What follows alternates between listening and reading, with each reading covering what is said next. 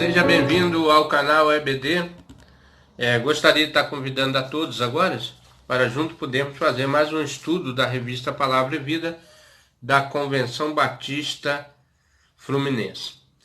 Nós estaremos fazendo a lição 13ª, ou lição 13, e desse quarto trimestre de 2021. Quem escreveu esse estudo, essas lições, foi o pastor Ronaldo Silveira, e ele é pastor da Igreja Batista em Copaleme, Rio de Janeiro, e também faz parte da Convenção Batista Fluminense. Desde já, nosso sincero agradecimento a esse querido pastor, que assim tem colaborado com a Escola Bíblica Dominical. O texto base, irmão, é Filemão 1, 10 e 11. E o título dessa lição, O Amigo Próximo à Carta de Filemão. O título central dessa revista é Epístola para o Nosso Tempo. Então, vamos ao estudo, né? Aliás, ao texto proposto pelo pastor Ronaldo Silveira Mota, que diz assim, Filemão 1, 10 e 11. Peço-te por meu filho Onésimo, que gerei nas minhas prisões, o qual no outro tempo te foi inútil, mas agora a ti e a mim, muito útil, eu tornei a enviar. Ele começa assim o estudo. O amigo próximo à carta de Filemão. O amigo próximo à carta de Filemão, né? Essa carta é endereçada a Filemão e a igreja que se reunia em sua casa. Nós devemos lembrar que antigamente não tinha templo e as igrejas se reuniam nas casas dos irmãos, né? É a mais breve das cartas paulinas, embora pareça ser um bilhete pessoal, olha só. Escrita entre o ano 61 e 62 depois de Cristo. É considerado uma epístola, isto é, um documento escrito para ser ouvido em público. Apesar que estava ali que a igreja era na casa, mas era como se fosse público. Nessa epístola deve ser vista, no entanto, como uma carta particular de Paulo. É um documento para ser ouvido em público. Essa epístola deve ser vista não tanto como uma carta particular de Paulo como indivíduo, mas sim como uma carta apostólica acerca de uma questão pessoal. Ele faz esse esclarecimento aqui. Uma carta e uma igreja incorporando, abrangendo uma carta e um indivíduo. Resume em um apelo feito a Filemão para que fosse afável um escravo chamado Onésimo. Então, dá-se a entender que esse escravo pertencia, né? Ele fala aqui que pertencia a Filemão, que fugiu do seu senhor que morava em Colossos, por ter cometido um ato injusto. Não sabemos aqui se foi roubo, talvez ter furtado algum dinheiro ou algo de valor. Onésimo, de alguma forma, encontrasse com Paulo, ou como companheiro de prisão, porque buscou refúgio em sua companhia. Paulo envia Onésimo, agora já arrependido, de volta a Filemão, seu legítimo dono. Com a carta que estudamos agora, seu desejo era que recebesse de boa vontade, perdoando o delito, possivelmente libertando, perdoar um escravo criminoso. Era algo surpreendente. O pedido de Paulo era revolucionário para aquela época, pois o tratamento dos escravos fugitivos era castigo violento. Então Paulo está aqui apelando, né, para que ele possa ser recebido como irmão em Cristo, não com dolo, né, não com violência, mas era um pedido também usado. Para isso tinha de usar uma linguagem suave. O estudo dessa carta nos mostra que as pessoas podem mudar e precisam de uma nova chance na vida, né? Mas também como a igreja deve lidar com questões sociais. Importante notar que Paulo não se limita a um simples pedido sobre a vida de um indivíduo. Por razões de direitos humanos, na verdade, ele não faz nenhum apelo sobre os direitos de cada um. O apelo de Paulo se baseia na compaixão cristã. Foi o que eu falei, né? fazendo um apelo como a um cristão. E lembrando que Filemão, que ele é devedor do próprio Paulo, pois lhe deve a salvação pela pregação do Evangelho. Né? Primeiro ponto, irmão, ou tópico, elogios a uma comunidade de amor. Então, Paulo elogia aquela comunidade, aquela casa, aqueles irmãos que ali. Nos versos 1 e 2, encontramos Paulo, prisioneiro de Jesus, irmão de Timóteo, amado Filemão, nosso cooperador, nossa amada Áfia, e Arquipo, nosso colaborador, a igreja que está em tua casa. Com essa introdução, Paulo identifica os membros da família e se refere à igreja. Talvez a Áfia fosse a esposa de Filemão, pois seu nome é citado logo depois dele. Arquipo, nosso companheiro de lutas, citado porque assumira parte da responsabilidade pastoral anteriormente exercida por Epáfras. Né? O agradecimento a Deus, do versículo 3 e 7, vamos ler, 3 a 7, que diz assim: graça a vós e paz da parte de Deus, nosso Pai, do Senhor Jesus Cristo. Graças dou ao meu Deus, lembrando-me sempre de ti nas minhas orações, ouvindo o teu amor, a fé que tens para com nosso Senhor Jesus Cristo e para com todos os santos, para que a comunicação da tua fé seja eficaz no conhecimento de todo o bem que em vós há, por Cristo Jesus. Tive grande alegria, consolação do teu amor, porque por ti, ó irmão, o coração do santo foi reanimado.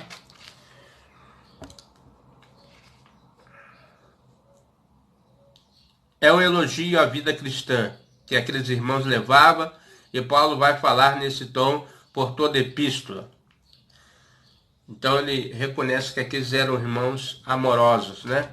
Ali da casa de Filemão, que congregava naquela igreja. Alguns termos relacionados com amor, comunhão, companheiro, bondade, coração são repetidos na carta, embora pareça um assunto pessoal. Trata-se, na verdade, de algo que dizia respeito à comunidade toda.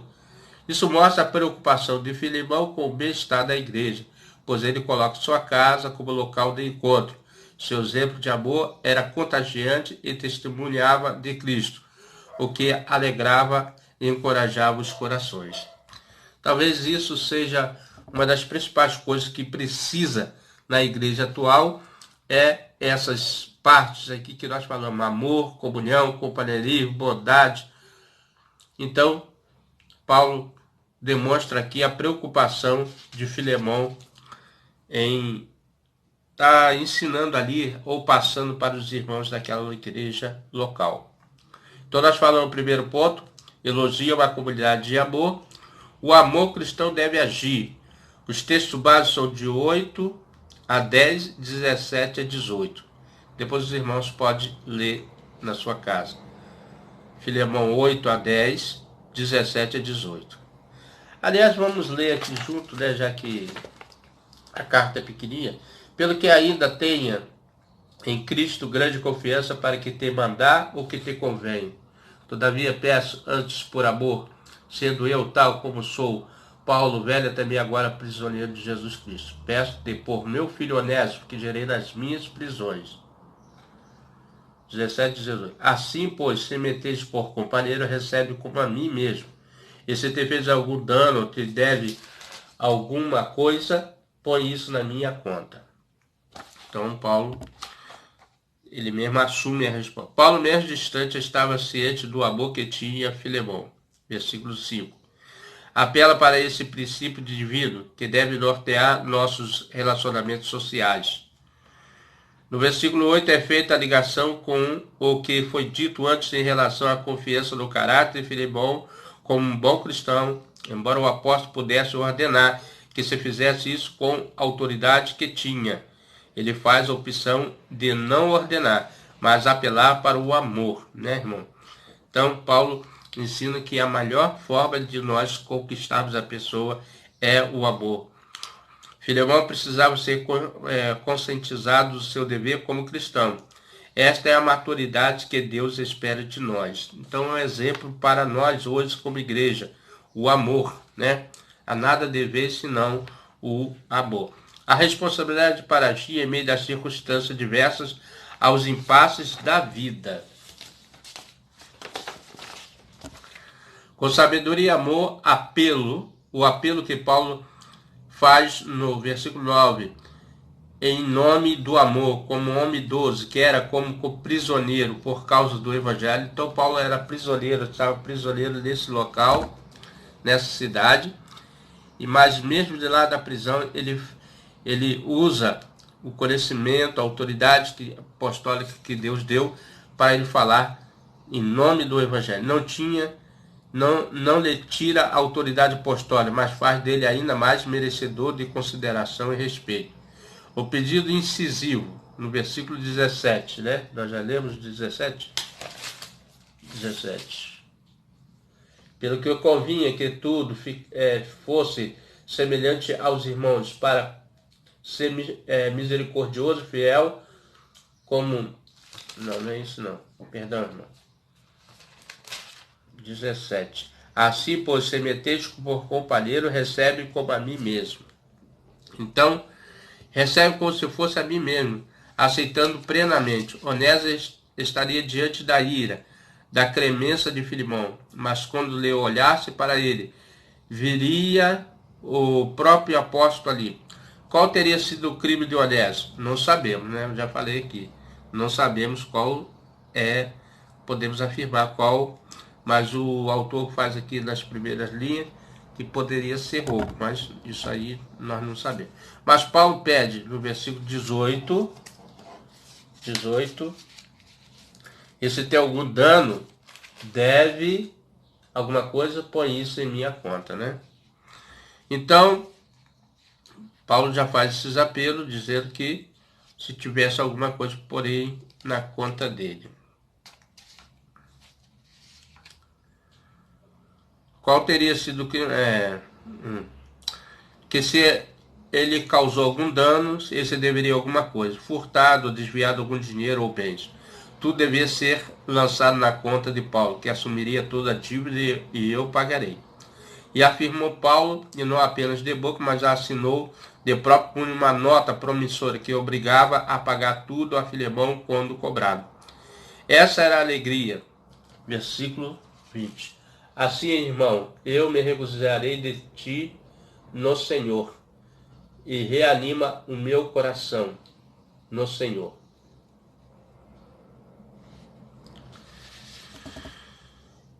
Que esperava o apóstolo receber de Filemão benefício que reanimaria o seu coração em Cristo. Então devemos sempre estar dispostos a fazer a vontade do Senhor, né? Através das nossas atitudes. Então falamos aqui, irmãos, primeiro, os elogios de uma comunidade de amor. Segundo, o amor cristão deve agir. E agora, terceiro ponto. Então, vamos para o terceiro ponto. Agora, um escravo útil. Ele antes foi inútil, atualmente, porém, é útil. Versículo 11 e 12. O pedido é feito como para um filho, solicito um favor de meu filho Onésimo. E esse que é o objetivo principal da carta. Paulo estava apelando a favor desse filho na fé. O nome Onésimo tinha um significado profundo, que agora é mencionado na carta. Era um nome comum para escravo, pois escravo sem nome recebia essa identificação, ou seja, útil, né? Então a referência aqui é o nome.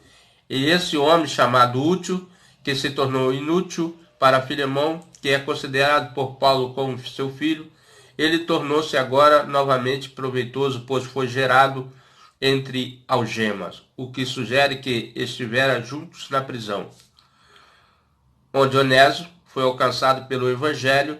Quando enviado, ele é como se fosse o próprio coração de Paulo, que está disposto a partir a si mesmo. Quando Onésimo volta para seu patrão, ele poderia ser conservado junto com Paulo para servi-lo como sendo parte da contribuição de Filemão. Porém, o apóstolo não quis fazer nada. Versículo 14. Sem o consentimento de Filemão e sem respeito à lei, que exigia que o escravo fugitivo fosse devolvido ao dono legal. No versículo 15. Vamos ler o versículo 15, né? 14, 15. Nada quis fazer sem o teu parecer, para que teu benefício não fosse como por força, mas voluntário. Porque bem pode ser que ele se tenha separado de ti por algum tempo, para que o retivesse para sempre. Paulo dá um sentido providencial, usando palavras cuidadosamente pensadas, pois acreditava que o escravo se afastou temporariamente como convicção da soberania divina, mas agora, se fosse recebido, marcaria um novo momento de relacionamento, seria para sempre. Esse novo relacionamento, 16, seria muito mais profundo, pois Onésimo já não seria um escravo, mas sim considerado muito acima de um escravo, seria um irmão caríssimo. Aqui Paulo chama Onésimo de escravo, porque esse era o seu ofício, dando um novo aspecto à escravidão, quando considerava a condição humana de pouca importância, tendo em vista o desejo de cumprir o chamado cristão. Assim, diante de Deus, qualquer posição da sociedade é importante, pois todos somos irmãos. Onésimo ainda era um escravo em carne, mas ganhou honra e tornou-se igual a Filemão diante de Deus, como os irmãos que se tornaram. Paulo encerra a carta no versículo 21. Vamos ler o versículo 21, né? Versículo 21. Vamos ler aqui. Escrevi, tenho confiado na tua obediência, sabendo que ainda farás muito mais do que digo. Então Paulo esperava muito mais de Filemão, né? E confiando na obediência de Filemão, esperançoso que este iria fazer muito mais do que pedia. Muitas pessoas dizem que um prisioneiro, um encarcerado não tem jeito, mas para tudo tem um jeito. Basta somente a pessoa se verdadeiramente crer que Jesus liberta do pecado e se entregar a Cristo. Aqui está, essa carta aqui realmente é uma prova que um escravo, um prisioneiro, um fugitivo, um fora da lei, quando se coloca à disposição de Deus, Deus dá a verdadeira liberdade em Cristo, né? Essa é a verdadeira liberdade. Ainda que Filemão aqui, né? Onésimo, aliás, Onésimo em carne ainda permaneceu preso, ou escravo, mas já tinha a cidadania celestial com Deus, porque ele realmente aceitou Cristo e tinha testemunho do próprio apóstolo Paulo, né? Conclusão, irmão.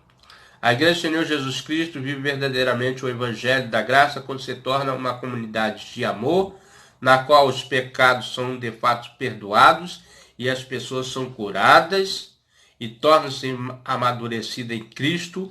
O amor de Deus é revelado em nós na história, na sua palavra, em Jesus Cristo, e precisa ser exercida hoje pela Igreja, que é o corpo de Cristo, por nós, né? Para a salvação das vidas preciosas.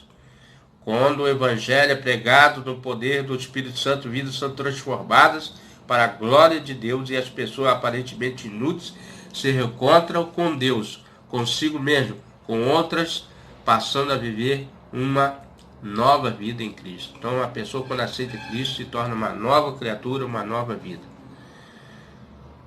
Já indo caminhando para o final, irmãos, para pensar e agir. Pensa e reflita como a sua igreja tem se posicionado como uma comunidade de amor. As pessoas são de fato aceitas, mesmo pecador com um passado não muito elogiável? Como devemos evangelizar os escravizados pelo pecado de forma eficiente, a ponto de, como Onésimo, voltar para corrigir seus erros do passado e desejar viver uma vida nova? Como podemos ser instrumento de reconciliação, como foi Paulo, entre Filemão e Onésimo? Pense naqueles que estão sofrendo por dissensão, discórdia. Ore por eles e seja ponte para a união de todos. Então, irmãos, devemos refletir na palavra de Deus. Esse estudo é muito, muito bom. E vamos orar agora nesse minuto. Pai querido, Deus eterno, soberano Deus, Pai de nosso Senhor e Salvador Jesus Cristo, obrigado, Deus, por este momento. Quero te agradecer por tudo, pelos inscritos, pelos que estão, ó Deus. Muito obrigado, Senhor. Abençoe e que todos possam ser alcançados por Ti, em nome de Jesus. Amém.